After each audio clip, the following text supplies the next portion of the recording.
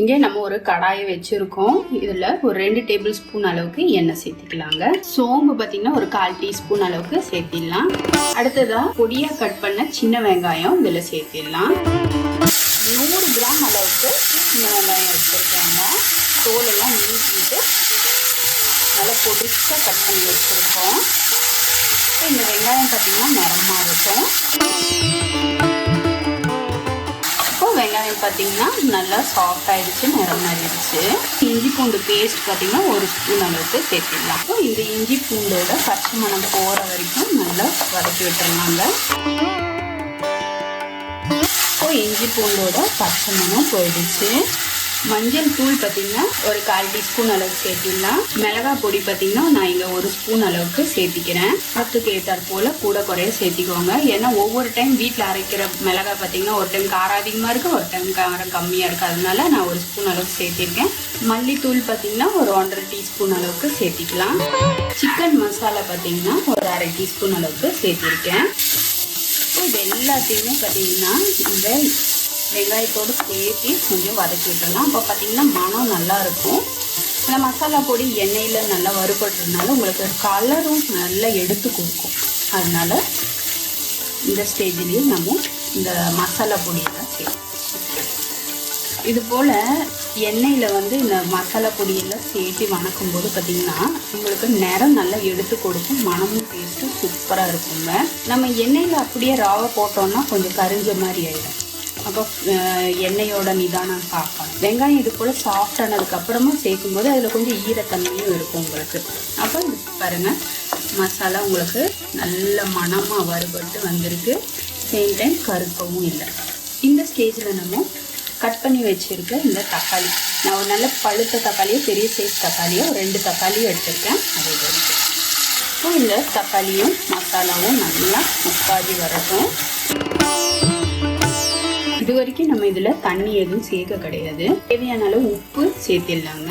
நல்லா வதக்கி விட்டுறலாம். அப்போ உப்பு நல்லா கரைஞ்சிடும். உள்ள ஃப்ளேமும் பார்த்தீங்கன்னா நான் மீடியமில் தான் வச்சுருக்கேன். எந்த ஒரு ரெசிபியாக இருந்தாலும் மீடியம் ஃப்ளேமில் வச்சு நம்ம குக் பண்ணும்போது, பொதுவாக இந்த மட்டன் சிக்கன் ரெசிபியில் இந்த ஸ்லோ ஃப்ளேமில் வேகும்போது தாங்க அதோட டேஸ்ட் ரொம்பவே சூப்பராக இருக்கும். இந்த தக்காளி எல்லாம் நல்லா வெந்து எண்ணெயெல்லாம் பிரிஞ்சு வரட்டும். லிட் போட்டு க்ளோஸ் பண்ணி ஒரு 3 நிமிஷம் போல் அப்படியே விட்டுடலாம். ஆல்ரெடி இங்கே எண்ணெயெல்லாம் நல்லா தெளிஞ்சு தான் இருக்குது. இருந்தாலும் அந்த தக்காளியோட பச்சை மணம் போகட்டும். அதனால ஒரு 2-3 நிமிஷம் இது போல் லிட் போட்டு க்ளோஸ் பண்ணிடலாம். எண்ணெயெல்லாம் நல்லா பிரிஞ்சு வந்திருக்கு. தக்காளியோட பச்சை மணமும் போயிடுச்சு. இங்கே நம்ம ஒரு 1/2 கிலோ அளவுக்கு சிக்கன் ஈரல் எடுத்து கழுவி க்ளீன் பண்ணி வச்சுருக்கோம்.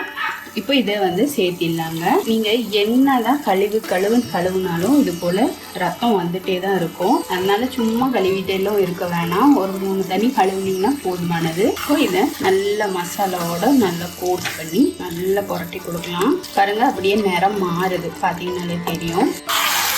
இப்போ இதை ஒரு 2-3 நிமிஷம் போல் அப்படியே மூடி வச்சிடலாம். இதில் இருக்க தண்ணியெல்லாம் கொஞ்சம் ரிலீஸ் ஆகி வரட்டும். ஃப்ளேமை மட்டும் ஹை பண்ணிட வேணாம், மீடியம்லேயே இருக்கட்டும். ஒரு 3-4 நிமிஷம் போல் அப்படியே இருக்கட்டுங்க.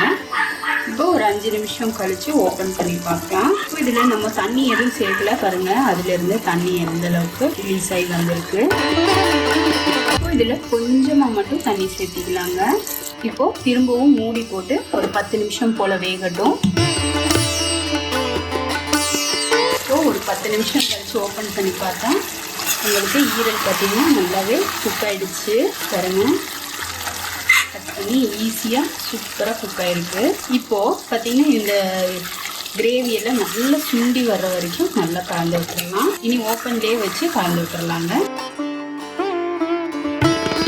இந்த கன்சிஸ்டன்சியில் இருந்தது அப்படின்னா நீங்கள் சப்பாத்தி கூடலாம் வச்சு சாப்பிட்றதுக்கு ரொம்பவே சூப்பராக இருக்கும். உங்களுக்கு இந்த அளவுக்கு போதும்னா இப்போவே ஃப்ளேமை ஆஃப் பண்ணிடலாங்க. அப்படி இல்லைன்னா இனி கூட கொஞ்சம் ரோஸ்ட் ஆகி இந்த மசாலாலாம் நல்லா போட்டாகி ரோஸ்ட் ஆகி வரணும்னா நீங்கள் ஒரு 2 நிமிஷம் போல் அந்த தண்ணியெல்லாம் நல்லா வத்துற வரைக்கும், எண்ணெய் நல்லா தெளிஞ்சு வர வரைக்கும் கலந்து எடுத்துக்கலாம். பார்த்தீங்கன்னா நல்லா அந்த மசாலாலாம் சிக்கன் லிவரோட நல்லா போட்டாகிருக்கு.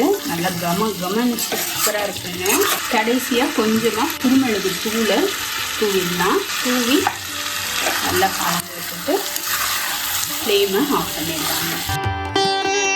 கடைசியாக பச்சை மிளகாய் 2 பார்த்தீங்கன்னா கீரி சேர்த்திக்கலாம். கீரி சேர்த்தி நல்லா கலந்து விட்டுடலாம். இந்த பச்சை மிளகாவோட பச்சை மணம் கலந்து வரப்போ உங்களுக்கு சூப்பராக இருக்கும்.